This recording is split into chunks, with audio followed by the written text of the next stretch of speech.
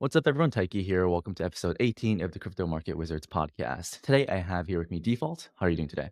Hey, what's up, man?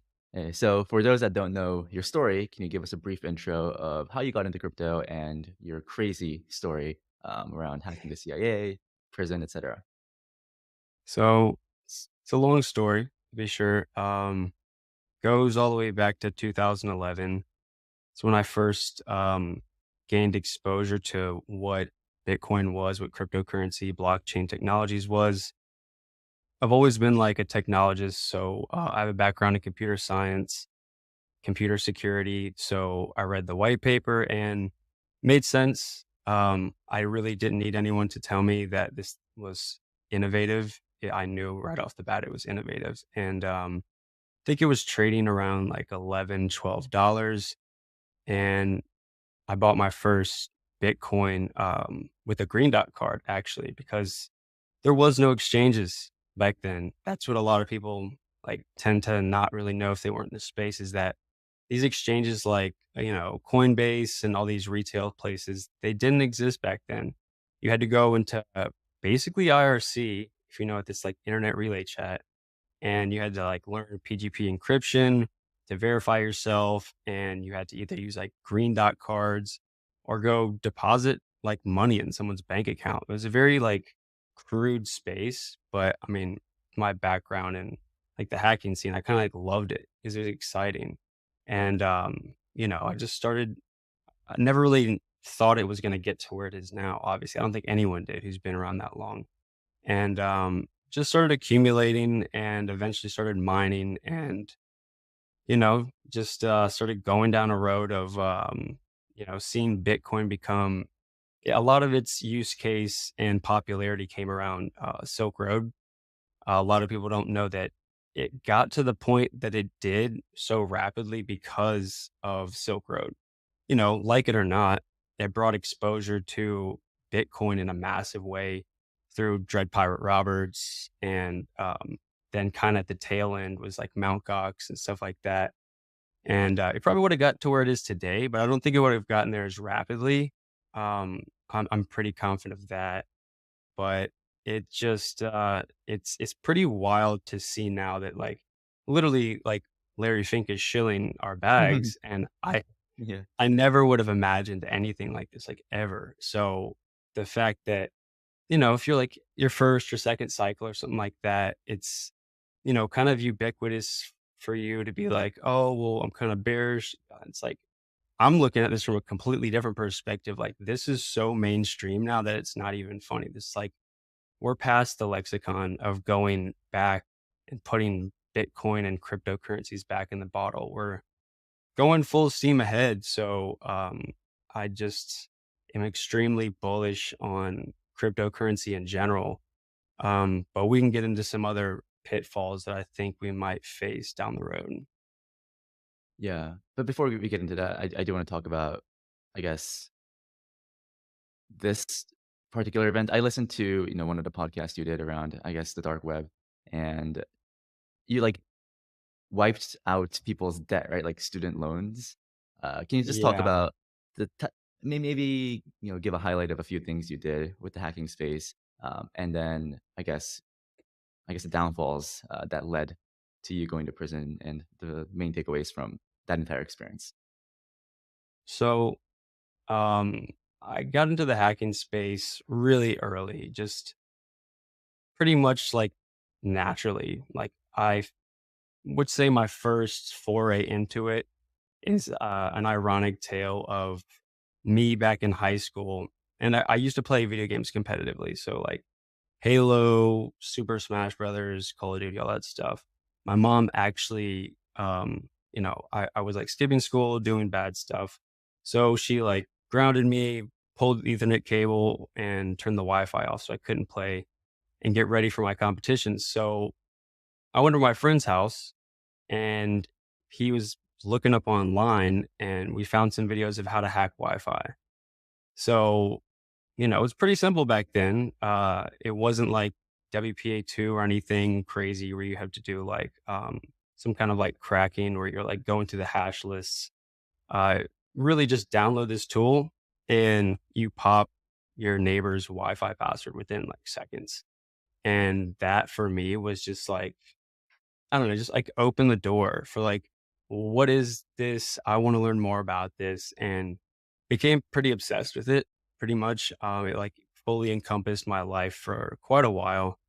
And I just started going down a rabbit hole, started, meeting other hackers, started getting involved with other groups. And I never ever did this for like financial gain. I always did this for like altruistic purposes. I know as naive as that sounds, but you feel like you want to make a difference. And, there's a lot of bad actors in this space that are always doing this and coming at this from a perspective of making money. And I more so, besides the altruistic part, was more of a like a technical challenge. I liked the fact of it was like a puzzle to solve to see if I could surpass, the technical limitations, the security limitations that were placed for, whatever system administrator. And, you get into some hijinks, you do some questionable stuff. Like for instance, on that Windsor University site, I could have easily, if I was a bad person, I could have defrauded all of them. I had access to the admin panel, all the email lists. I could have said, sent out a full mass email and been like, oh, 50% off your tuition if you pay in Bitcoin right now. Mhm. And I'm pretty sure a lot of people would have, but I wanted to do something good. So just decided to dev null the whole database, and not sure how many people had it wiped. I would assume that from how terrible their security was, that they probably don't have good backups and they don't have like up to date paper records. So I would assume some people had their college debt wiped, or at least partially. So I uh I definitely don't feel too bad about that at the end of the day. Um, I still do have some pretty radical beliefs about, you know, uh eh, the institutions of, college are kind of like corrupt and they overcharge for stuff that's kind of pointless now. So once you get into debt in college, you're kind of, it's like perpetual debt and perpetuity. So, that was something that was fun. And some other things that we did were, may not have been the best judge of character or the smartest thing to do going after the federal government. But, Yeah, things tend to work out in the long run. That's kind of been in my experience, at least. yeah. Like, what exactly happened? I think you harassed someone from the government, and they just Yeah, they just, that like, was went after you or something, right? Mark F. Giuliano. So that was the FBI deputy director. I um I used a friend of mine's botnet that was a bunch of VoIP servers. So it's voice over IP. And he had like recorded a message of him just saying some crazy stuff. And I just pointed like that whole botnet at his personal cell phone.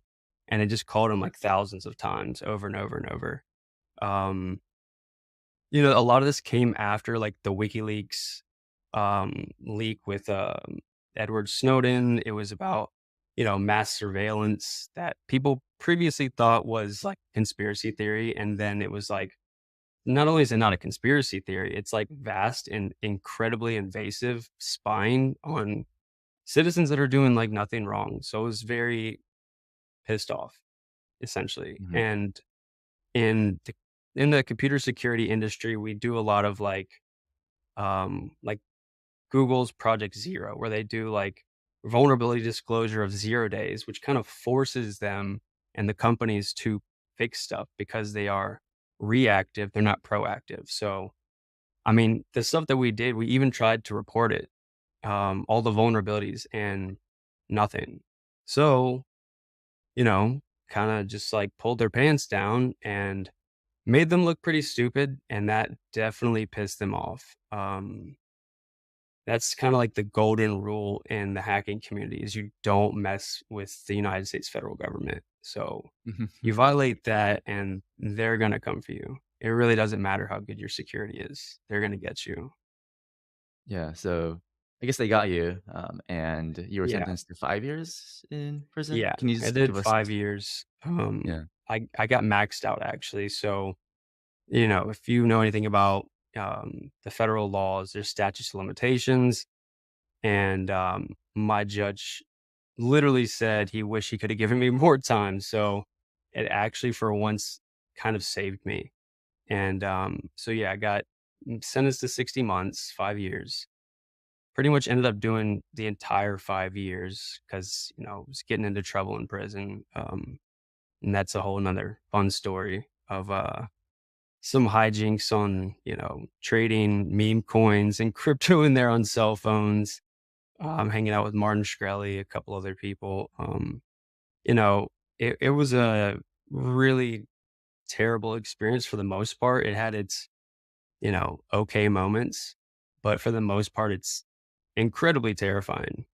It's not something that I think anyone would want to go through. But I will say, because a lot of people have asked me this question, like, would you do it again? Um, knowing what you know now. And I honestly have to say, yes, I would do certain things differently, I would think, but the end result eventually was me becoming a better person because I was, kind of a little shithead when I was younger. Like I didn't Mhm. appreciate like my family. I took a lot of things for granted, and after prison, it's a wake up call. Yeah. You really come out the other side of that, and not everybody, but me personally, I came out a completely different person than I went in. Had a lot more gratitude. Um, I had a lot more humility. I was a lot more objective to other people's perspectives because when I was younger, you couldn't tell me anything. So it was a net positive benefit. And honestly, I don't know where my life would have gone if I hadn't gone to prison because sometimes it's a curse to have a lot of money when you're really young and you don't have like a good foundation of morals.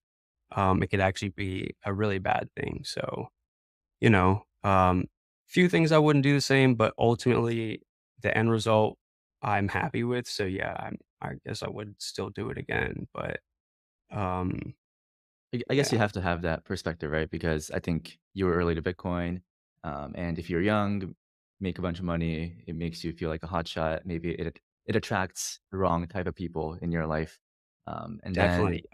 Definitely. You get people around you that have ill intentions for you and you're not aware of it because you're just not being cognizant of your surroundings. You're just living in the moment. You're enjoying the money. You're enjoying the fame. The hacking is honestly like, it is a very lustful, powerful feeling that can get very addictive. So that is something that I always tell people like that are in this like the computer security industry and they're white hats, but they probably still do some black hat stuff. I'm like, be careful going down that rabbit hole because I can tell you personally myself, I never thought that I would get arrested. It was never a thought in my head. I'd been getting away with stuff for so long. Um, years, like years and years and years doing so much crazy stuff. I'm saying like crazy stuff that I still can't even talk about to this day Mhm. because the statutes of limitations haven't passed. But um, you get a huge hubris to thinking that you could do anything and you'll never get caught. And that's just not the case. And they have no problem coming and kicking your door down and dragging you out and putting you in a cell for years. And there's nothing you could do about it. And unless you really have like the willpower to like make it through. Prison, sometimes people don't come out of prison. That happens. Like I've seen people die in prison. It's a very vicious place. It's a whole different world. But it can teach you a lot about yourself. And if you dig deep, you'll find out that you're a lot stronger than you think you are. Yeah, and I guess if you're hacking every day and you're not getting caught and you kind of feel like you have this power over other people, I think Susan talked about this in the episode that I did recently where, when each day passes and nothing happens, you don't really appreciate that there is a risk of ruin. It's kind of like holding a Yeah, shitcoin and it keeps pumping. It's like, oh yeah, like it didn't dump today, so it's yeah, gonna keep pumping. And then at some point you wake up and it's down 50% and people are pretty liquidated. much. Yeah, Yeah, it no, kind of happened to people recently. that's a good analogy. Like you just that is all you know. Like, that's one of the aspects of why I would still do it, because you're in your little echo chamber, just like CT, it's an echo chamber. You don't really, most of the time, people really don't step outside of that echo chamber and, listen to everybody else. You just, all you know is your little surroundings. So I was able to get plucked out of my little world and look at everything objectively and be like, wow, this is not normal. Like, this is not normal behavior. And just allowed me, it gave me a second chance to just like reshape my life and pretty much, you know, uh, become a man essentially. Like, I was an adult man, but I was kind of childlike in my ways back then. And I, grew up very fast. You grow up very fast in prison, or you don't have a good time. So it Yeah, came out and just honestly, I say this all the time. I came out to a completely different world, and I looked around, and unfortunately it is very soft out here. Like, it's honestly really easy to win because your competition is just like, people aren't willing to work. People don't want to work hard. They want easy money. They want money handed to them. They want to make $1 million on a shit coin, and they don't want to do what's necessary to actually achieve their goals. So, um, I was very excited, hit the ground running, and kind of still shocked at what I've been able to accomplish in like the past 2.5 years. yeah. Yeah, it definitely feels like with at least with CT, like you mentioned earlier, it's, people follow others for their calls, and, if I post something and it goes up, it's like, "Oh, yeah, like, I bought that token, I'm so smart," and if the token goes down, it's like, "Oh, like, that fuckhead Taiki, like, I hate that guy," and, it's really easy to shift blame to others, but I guess going to I yeah, actually, let's shift the conversation to, you know, because I guess you had a lot of money, you had so much power, it was taken away from you, and then you just had to start with 0, right? Would you say that this was rock bottom, where you're super overqualified for all these roles, no one would hire you because I guess you went to prison and whatnot, and you had to grind working at KFC, construction, like, what was the process like? How did you, like, bounce back so hard, and how did you continue to believe in yourself? Honestly, I would say that wasn't rock bottom for me. Rock bottom was like this period in prison. It was like right around COVID. It was COVID. In my initial foray into prison, when I kind of realized like all the people I thought were my friends were not my friends. Kind of like an eye opener. It's like they're fair weather friends. They're there while, they, you're having a good time. There's money, drinks, whatever. But as soon as things get rough, nothing. Like, people I thought they were like some of my best friends. I didn't.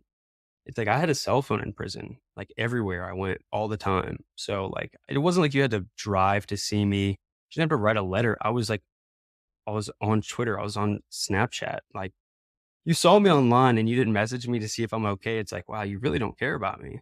So it's a very eye-opening thing, and you remember that very heavily, and you remember the people that did.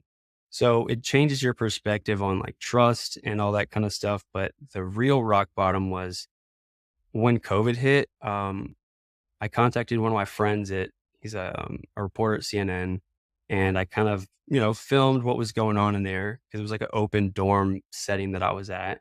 And there was no precautions, and it was like really kind of scary. It was like, if COVID gets in here, like, we're all going to die. And so I sent the video off, and within like 24 hours, like, the guards came in and got me, and they threw me in solitary confinement. And then pretty much COVID got really bad, and the whole prison system like ground to a halt. Like, nobody was going anywhere. So like they were supposed to ship me off the compound. And once they weren't moving and the buses weren't moving, they weren't letting me back on the compound. So I stayed in solitary confinement for a year, for 365 days plus, I think a month, 24/7 also, which is illegal. It's very fucking illegal. In prison, the worst case, even at like the supermaxes and ADX and stuff, you get what's called 23 and 1. So you get 1 hour a day out of your prison cell for mental health reasons. They weren't even doing that. So it was like extremely like mentally strenuous. And a lot of people started like snapping back there, started like hanging themselves. So I would say that year was without a doubt the hardest thing I've ever had to do. I had to like really dig deep. I read so many books, um, meditated, worked out, and you just like get into a routine. Um, but eventually, like they only let you get one book like every couple days.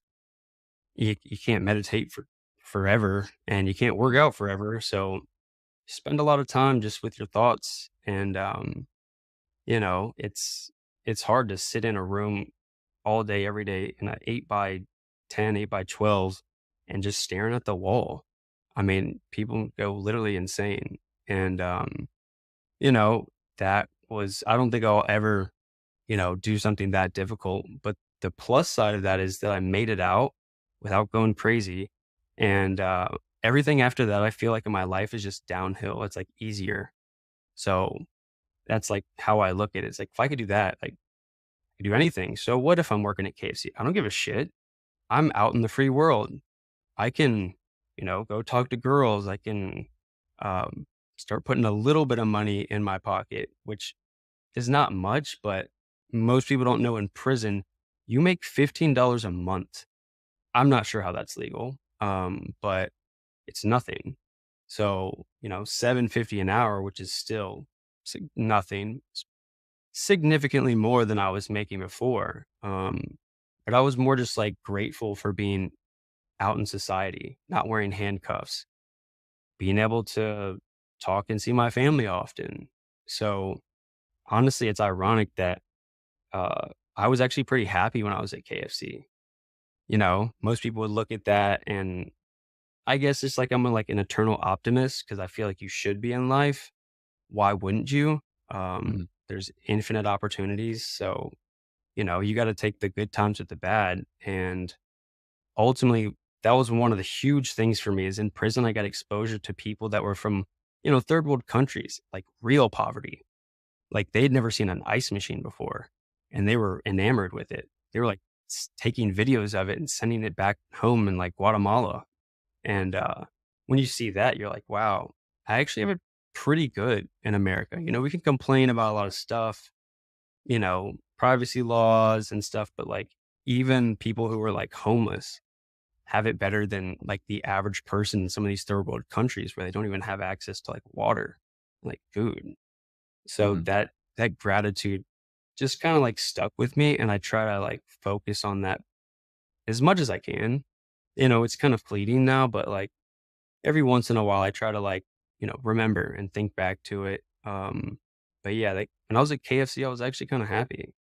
Kind of funny. yeah, and I think, you know, being able to speculate and, people watching this podcast, maybe the market's not doing so well, at the time of recording, but, you know, having money to speculate is a privilege, like the ability to at least think about aping shit coins is a privilege. And I think it's always good to be grateful for, the things you have, instead of, always worrying about, whether your shit coin's gonna pump tomorrow or whatnot.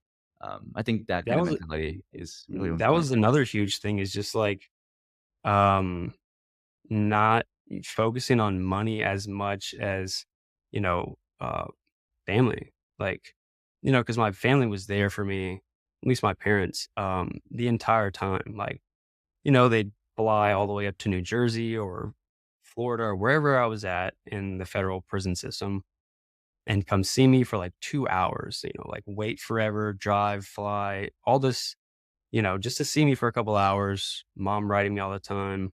So, I you didn't really appreciate my parents before.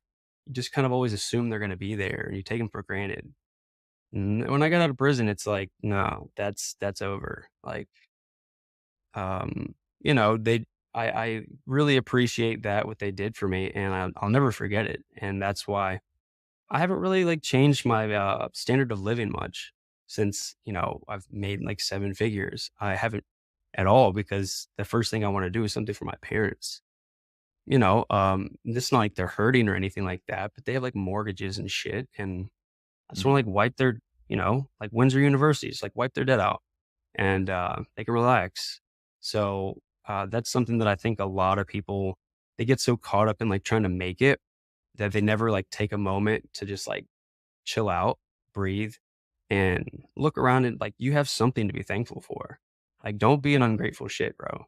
Like, things can be way worse. They can always be worse. They can be Yeah. better, but every once in a while, I think it's important to just like get off the screen, get away from CT, go spend some time with your family, and um, it's good for your mental health too, bro. Like you just stare at Twitter and CT all day, like you get brain rot, man. Yeah, I try to visit my family more as well, especially, like, older family members like my grandma because you never know, right? You always expect them to be there, but, like, the last time I went to California was, like, maybe it's the last time I'll ever see her. So I try to at least be aware of that, because in crypto, the markets are so fast-paced, and it's really, really hard to take your eyes off the screen sometimes, but It's not going anywhere though. That's like the one thing I tell, like, because I started like teaching recently, and like I tell people, it's like, do not rush into the market thinking like, oh, I'm gonna miss out on everything. It's like the market's always been there. It's not going anywhere. There's always gonna be an infinite number of opportunities. So what if you miss that trade or whatever? Like there will be another one, then there'll be another one and another one. So like, it's not going anywhere. There's plenty of opportunity, and but your family might not always be there. That's something that might change for people. So that's something that I always tell people. It's kind of cliche and stuff, but it's true, you know? Um, yeah. yeah, so you mentioned earlier you, I guess, worked at KFC, and then, you grinded your way to 7 figures. Can you kinda give us your trading journey, I suppose? It was a 'Cause shit show. So yeah, like I was working at KFC, like literally making like pennies. I'm talking like, well, I didn't even notice when it hit my bank account, and there wasn't even much in my bank account, but it would be like nothing. But I would like work. Then that's the thing that I always tell people is like, if you want to change your circumstances, you have to go above and beyond and do more than what everyone else is doing. You can't do the same thing as everybody else and expect different results. You just can't. That's illogical. It's crazy. You have to actually like work your ass off. So, go do work, whether it's at the KFC place or when I started doing construction, which was like backbreaking work. It was literally like Egyptian slave labor back in like the pyramid times. I was like shoveling rocks all day, literally shoveling rocks, like $100 a day. Crazy. And then I'd come home and I would just like study market structure and just like trade like all night, like scalping, just trying to like build up my portfolio, trying to build up my capital so that I could actually maybe do this for a living and quit my terrible job because I couldn't get into the industry, which I was pretty much banking on. Um, it's not just because I'm a felon, it's because my crimes and like how they're related to computer security and like unauthorized access to computers. Some companies don't care, but now there's so many companies that have government contracts that they literally cannot even hire you if they wanted to because you can't get security clearance to mess with it. So they can't justify hiring you. So that was like a huge blow. So honestly fell back into trading. I never expected that. Like I thought I was just gonna, go get a senior security role at like Oracle or Cloudflare or something like that with my friend Matthew Prince. And that just like did not happen whatsoever. So it's kind of ironic how I fell back into trading because, when I was trading on OTC markets, it's not the same. It's like in the 70s when you're trading like, pink sheets and stuff. It's not like live data feeds. There was none of that. It's like literally like you're haggling over prices in a chat room. So it's a lot different than trading now where you have like live price oracles updating every half a millisecond or whatever. So the learning curve was very steep. You know, I paid what we refer to as your trading tuition. So I didn't go to college for this or anything. I just learned, and some of that was learned while I was in prison. I was very fortunate to come across some people that they did some unsavory stuff, but like they were very knowledgeable about markets. I never messed with the stock market before. I was just like a crypto maximalist. I was like, I don't mess with the stock market. It's a scam. And I'll never forget one of my mentors, his name was Q, and one of the best option traders I've ever met. Dude was disgusting. He was trading the tape on CNBC and, writing in his notepad and then going upstairs, getting the cell phone and then putting in trades. And we can't like actively monitor these. And dude was just crushing it. But he told me when I said that one day, because they pretty much pulled me in, the older guys, and were like, you like all this crypto stuff. We think you should, get into the stock market. And I was like, that's a scam. And I always remember to this day what he said to me. It changed everything. He said, it's all a scam. And I was like, oh shit, bro, he's right. And after that, I was like, okay, well, whatever. It doesn't, I got plenty of time. So I started learning and, I'm a very technical, analytical, numbers driven person. So I enjoyed the technical aspect of it. And I just started like devouring books and literally just like having a mentor right there every day, watching CNBC, like earnings, like FOMC, all this stuff. And a lot of people don't get that kind of exposure. I was very fortunate for that. And it's ironic that I got it in prison because I would have never met this guy in real life. And he would have never, even if we did, he wouldn't have given me the time of day or we wouldn't have talked probably. And I took that experience with me and I just like kind of ran with it. But I always learn things the hard way. That's just how I do. Right. Um, I use trial and error. And in trading with real money and capital, it's like, painful experience. I definitely lost like a lot of money before I really just started, taking off. But I learned fast. I always I make a mistake and then I don't make that mistake again. And that's kind of where my eternal optimism comes from. And my like determination is like, my perspective is you can do literally anything. And I mean that. Like, it doesn't matter how difficult it is or whatever. If you really want to do something, just don't give up and keep incrementally improving and just keep doing that over and over and over. It may take you longer than some other people, but eventually your odds of success go up exponentially. You'll get to a point where you are successful. That's why I've like never given up on anything ever in my life. Never. That's why I'm good at self-taught programmer, computer security, analysts, now trading of literally everything. I've traded equities, commodities, Forex, futures, crypto, pictures of monkeys, everything. And you get to a point where you just realize that you can do anything. And I think a lot of people like lack that self-confidence.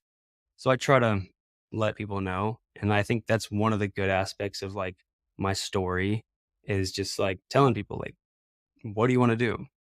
Go do it. Like literally, don't listen to what anyone says. My parents weren't like super supportive of me quitting my crappy job they said gamble in the market. And I was like, look, what's the worst that could happen? I can go back and get that job or I actually make it and I don't have to. That was my perspective. It's like I don't have anything to lose. So that was in my opinion, that was one of the huge things I had going for me. And that's why I think a lot of people don't succeed is because they don't have like, the same situation as I do. They do have something to lose. Maybe they have a family, kids, and they can't necessarily risk all their money in the market because they have mouths to feed. Um, and that wasn't the case for me. And uh, it was definitely a very sharp and steep learning curve. But I started with, options markets, and those they're vicious. They're not really, now we have like this really, I would kind of like compare it to the meme coin craze in the options market where people are trading, um, like SPX 0 DTEs. So that means 0 days to expiration. And so if it goes against you, it's extremely volatile and they will expire worthless if, you don't sell before you're down too much and if the trade doesn't go your way. But you can make a lot of money if it does. So it's, it's the equity version of meme coining, I think, I feel like. I had my time in that market. It's pretty crazy, but one of the things that I did that I think a lot of people could benefit from is doing like a psychological profile on yourself. And that's what I did to really get my characteristic traits and see what type of trading style is compatible instead of trying to, you're following people on Twitter, following their calls, and you really don't, you're not a trader when you're doing that. You're not, I mean, anybody can do that. You have to be able to like find stuff your own. You have to be able to create a system, set of rules, risk management, like this whole, like, uh, this infrastructure basically, and be able to go find trades yourself and be self-sufficient. And that's like a pretty lengthy process. I'm not going to lie. A lot of people don't make it because they can't, they can't, find their way as it were. Cause it takes a while, some people longer than others. And, so for me, I started basically with scalping and just quick trades. But eventually I started getting into sector rotation and then, using like relative rotation graphs to see like which sectors are trending up or trending down. And then you like dive into each of those sectors and find like the leaders and pick singular stocks. And I'm actually creating something similar for that for crypto, which is going to be cool, but that's going to take some time. But Yeah. that actually was like a huge thing because that's where you can make a lot of money when you start picking like the huge winners in sectors that are already trending up. Um, Yeah, I think, like, one thing that people like to do is they like to buy things that's going down because it feels like it's a discount, but can always go lower. yeah, like, like, it's not the supermarket, right? I mean, 50% off on oranges, cool. Like, yeah, I'll buy, like, 10, but 50% off on a shitcoin, it's probably going lower, there's a reason it's going down, and typically, it's better to buy things that's going up. Um, I do wanna pivot the conversation to crypto, because this is Crypto Market Wizards, my, like, 90 I mean, yeah, it's like a crypto channel and whatnot. Um, Obviously, you started trading. I feel like a lot of people get into crypto because people feel like it's their one way out, because everything is a scam. Like they have a salary, a job, whatever it is. But it feels like it's hard to outperform inflation, monetary debasement, and whatnot. Um, like what kind of like I guess my question to you is: did you also see like crypto as a way out? And how do you trade crypto? Because obviously it's more volatile than the stock market. What types of things do you like to trade? And do you have any general lessons around how the crypto markets move, that you can apply, that the audience can apply to their own trading? so I didn't really see it as like a get rich quick like scheme like most people do. I just saw it as like I'm very good at spotting technological trends. So like I do have that benefit of having a background as like a technologist first.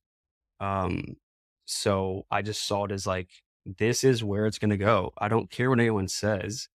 Like you said, the debasement of the US dollar, hyperinflation, quantitative easing, it's becoming very apparent not just to normal everyday citizens, but to like institutions that, maybe buying US treasuries aren't like the best like safe haven. Maybe we should start diversifying into something that's actually a hard asset, something that requires work to be created instead of a printer, that it's like the tokenomics for the US dollar is the worst shitcoin of all time, has an Yeah, infinite supply. Uh, yeah, Terrible, so yeah, I did think it was gonna do well, but I never thought that it was gonna get to this point where it's like, I do see Bitcoin eventually like hitting like $1 million easily. In what time frame? I don't know. Maybe the next cycle or after, but it's trending in that direction. and it's not trending like to zero. That's not happening unless something happens, which we could go into later. It's like a whole nother rabbit hole. But so I just saw that as a technological trend. As far as what did you ask? The other thing was about like what do I like to trade?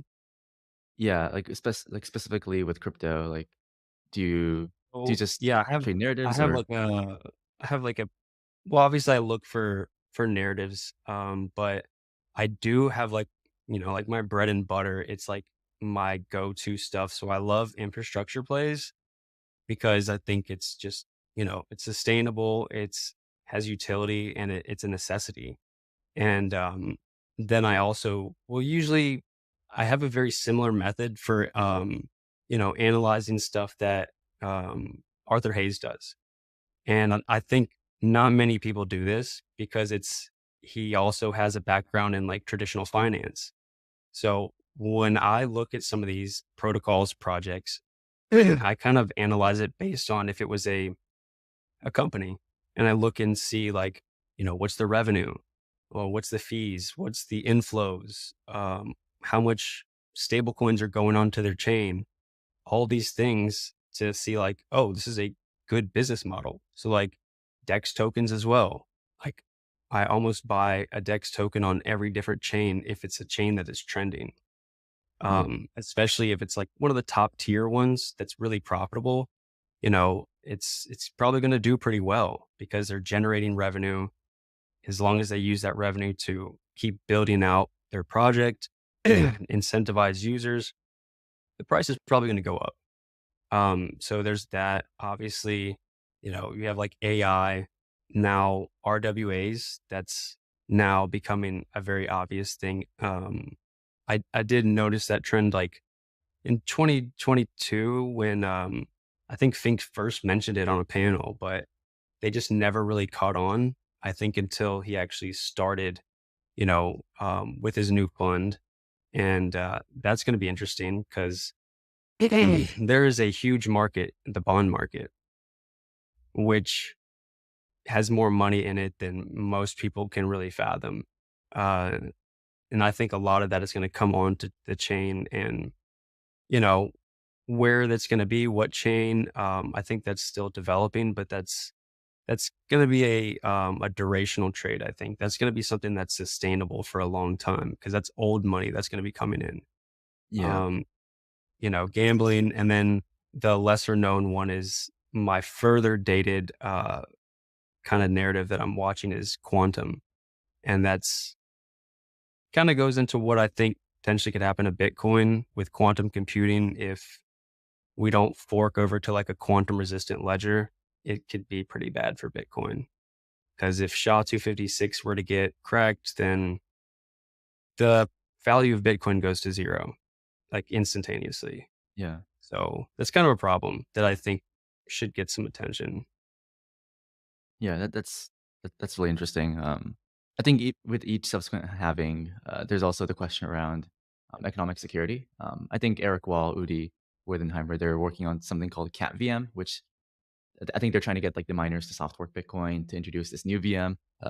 And we see quantum cats pumping in BTC land, but that's a whole nother topic that I'm not going to get into right now. But one thing you mentioned earlier is it was I guess back then it was pretty easy to hack into these things.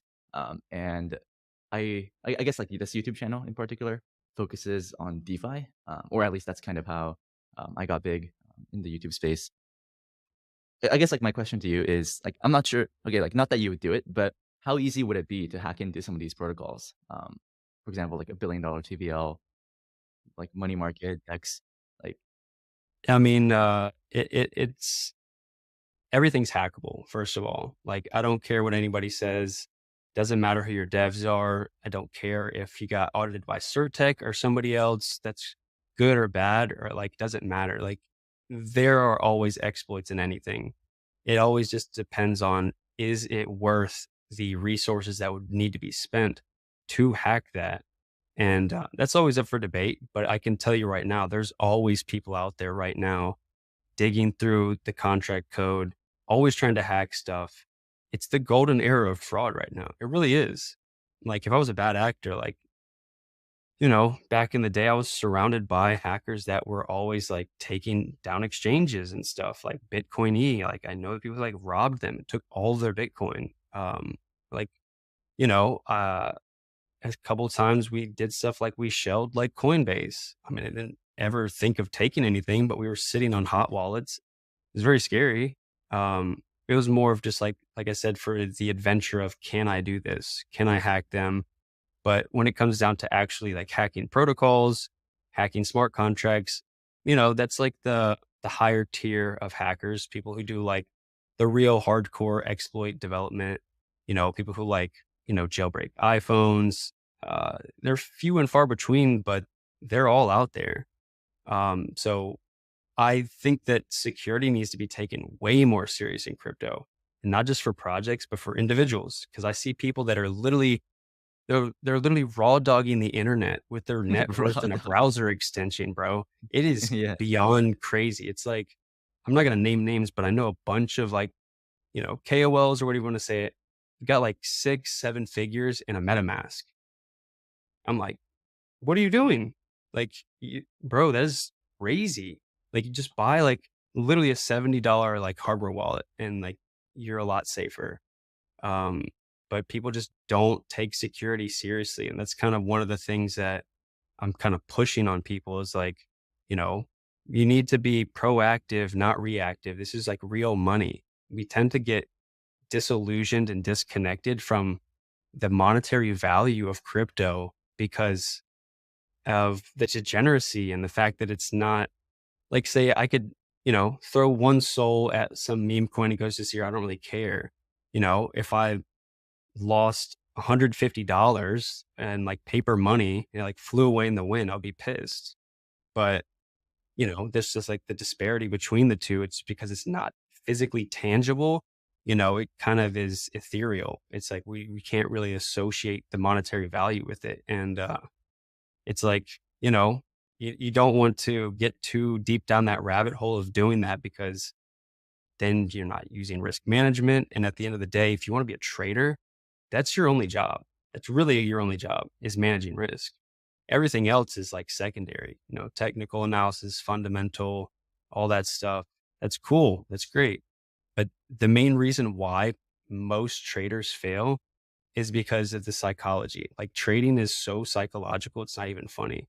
If Mhm. you could be the best technical analysis, fundamental, but if you don't have risk management or you can't like contain and like manage your psychology around trading, then you're probably just not going to make it.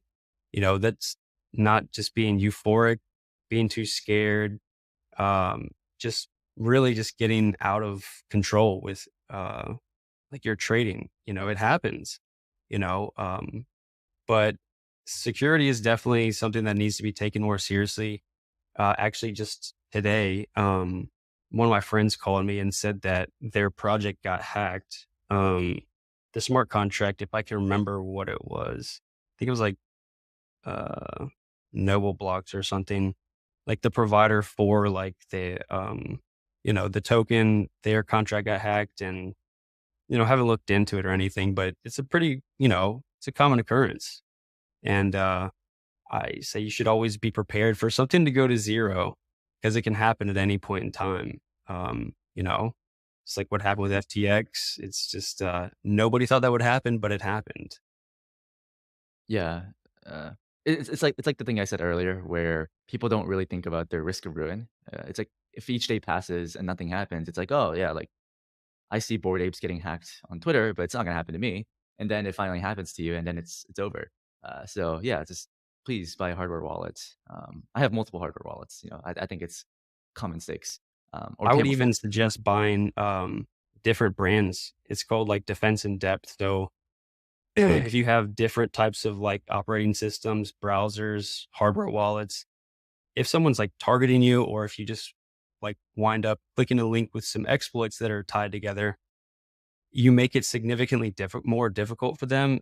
Is whereas if you're just only using a ledger and Chrome on Windows, that's not as difficult. Whereas if you're chaining like different stuff together, they'd have to have exploits for each and every different software, hardware, and firmware. So, you know, there's a whole bunch of security stuff that we could talk about. It's definitely a topic of debate, and there's a lot that you could do to make your security really OP. Yeah. You wanna create multiple points of failure, right? Not just a single point of failure.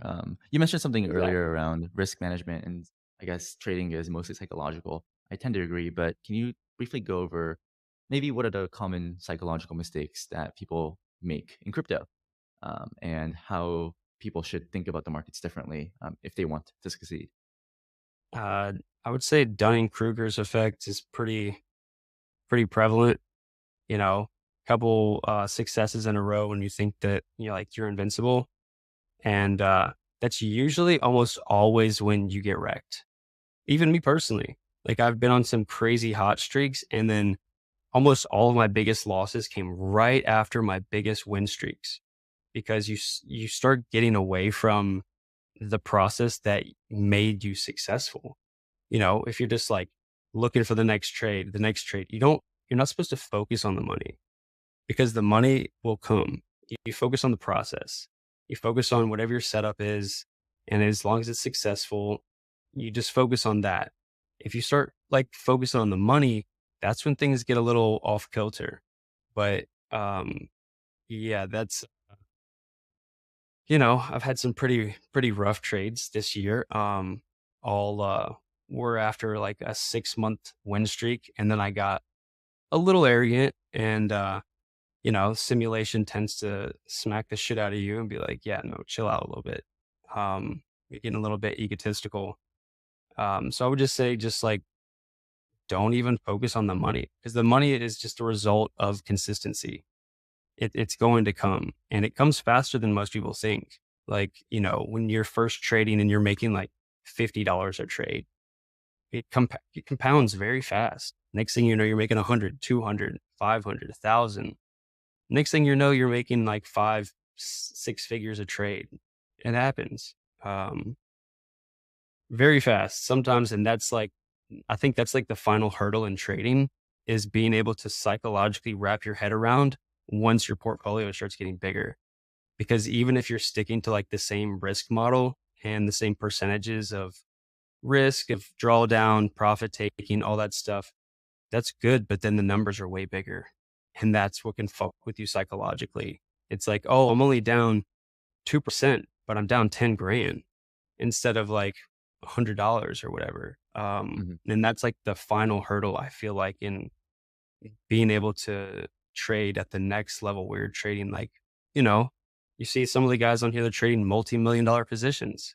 And that's like before leverage. Um, Very few people reach that level. Um, I'm right there at the precipice, but uh, you don't want to get ahead of yourself. You know, Yeah, uh, just make steady progress. yeah. I think also, you mentioned this point around the biggest losses come after the biggest wins.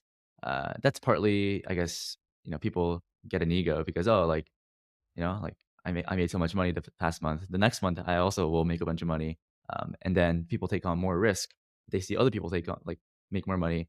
Then they want to outcompete, I guess, random anons on Twitter. So they take on more risk. And when everyone thinks that way, then there's too much leverage in the system, too much risk taking on in the system, and then it just collapses. Um, and that's what happens like near market tops, right? Everybody needs to like stay in their own lane. To be honest with you, like I don't ever really go on Twitter looking for alpha or looking for anything. Like I mostly go on there to talk shit and have fun. Um, I mean, you get to a point where like you don't you want to be completely self sufficient. You don't want to be reliant on anyone or anybody. Doesn't mean you can't learn. Everybody can still learn. I'm still learning. I learn something from anybody all the time, and that's how you actually progress. Is that you have to have humility. If you want to learn at an exponential rate, you have to have humility because the second you don't, you stop learning. You don't know everything. Nobody does. You can learn something from, like I said, when I was in prison, I was sitting next to this guy who looked like a crackhead. This dude turned out to be a billionaire.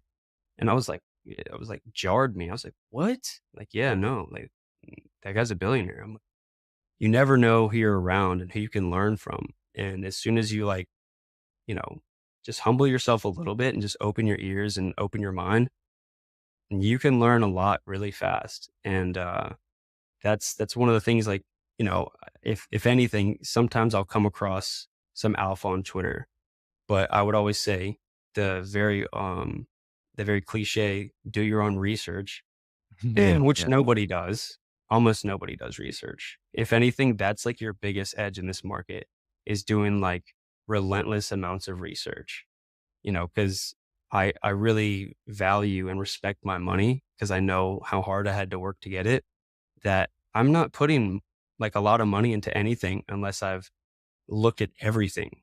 And I mean everything. Like before I take up a big position and like spot on something, I'll research it for like a week, like all week, just like going through everything, going to their GitHub, going into talk to the devs, everything. And I feel like almost nobody does that. Like very yeah. few people. I feel like they just see a ticker and they see someone say some, bullshit like bull posting, and then they just go buy it.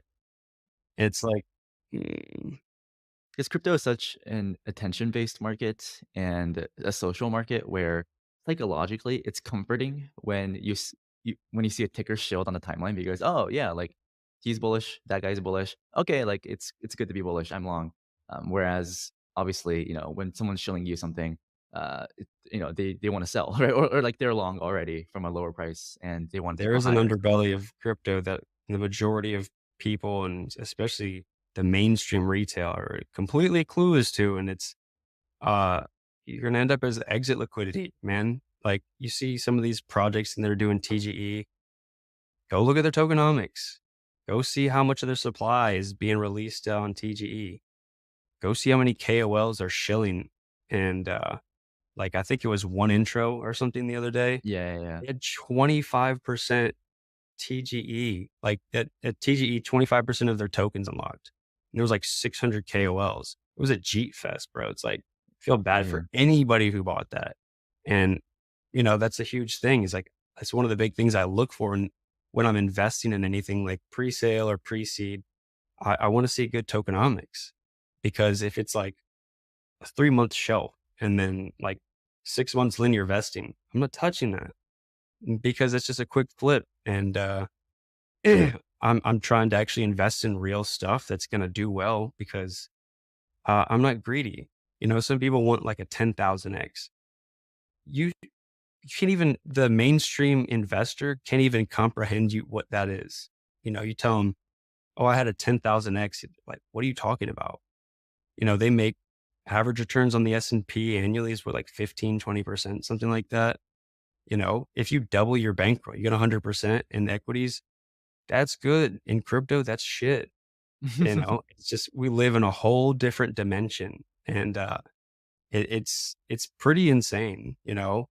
But that's the one thing that I keep telling people about this cycle is that it's different. I know people don't want to hear that, but it's different than other cycles. I refer to this as a transitory cycle. So previously, it was just like PvP retail, and what we did mattered.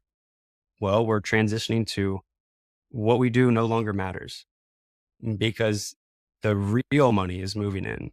So even people with size, you got $15 million, you could toss your whole $15 million clip into Bitcoin and it won't even budge at all, like a pip, nothing.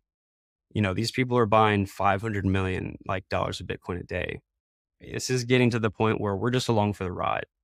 Um, so all this previous indicators of like, oh, well, Coinbase app's trending. Oh, my taxi driver has shilling me a meme coin. That doesn't matter. It does not matter, bro.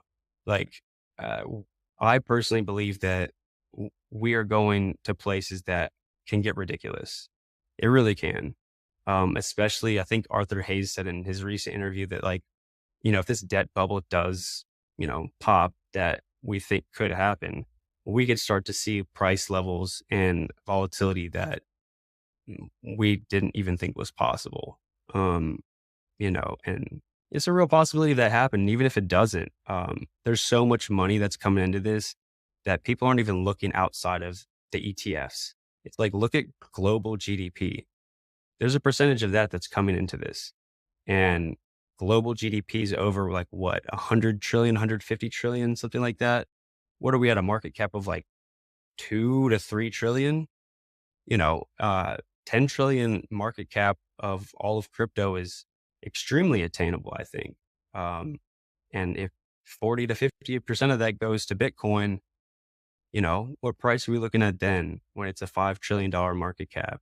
Um, so I just feel like people are not looking at the bigger picture and they're focusing Yeah. on last cycle.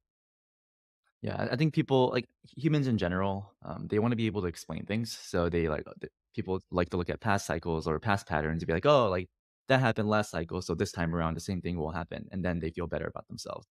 But the reality is that the future is uncertain. Like no one has absolutely any fucking idea what's going to happen. Um, and I think is your advice that hey, like just zoom out, you know? Who cares what's like Solana's down like 10%, you know? Like who the fuck cares, right? Like Yeah, just look at the weekly chart, look at the monthly chart, not the 1 minute.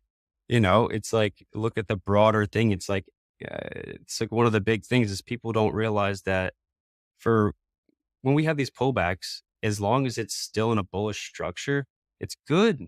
That's really good for continuation up and continuing the trend.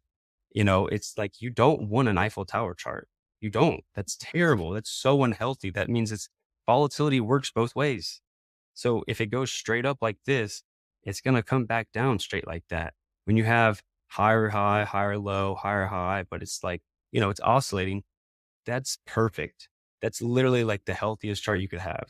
So yeah, we're pulling back and retesting structure. As long as it holds, we're still good. The halvening, like go pull up a chart and put the halvenings on the chart.